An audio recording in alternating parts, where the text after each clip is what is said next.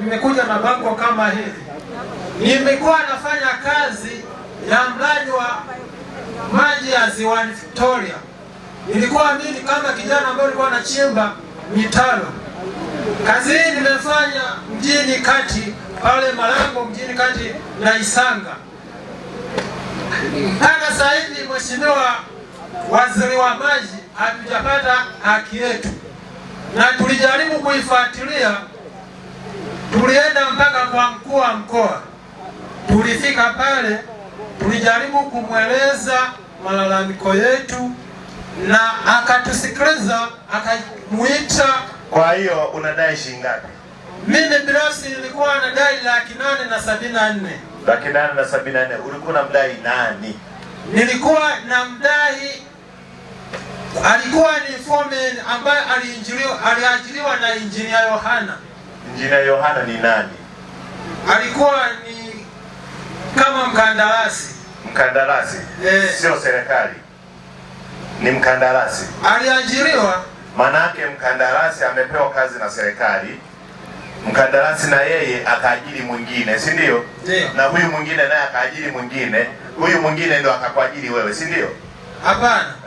Sisi kama sisi tulikuwa chini ya huyu Engineer Yohana ambaye ni mkandarasi ambaye aliajiriwa na kampuni la Wachina. Manake mkandarasi, ndio maana nikakwambia kwamba mkandarasi alipewa kazi na serikali, akatafuta kandarasi mwingine, si ndio? Alafu kandarasi mwingine huyu ndo akamtafuta Yohana, si ndio? Yohana ndo akawaajiri nyie, si ndio hivyo? Yohana. Mimi najua.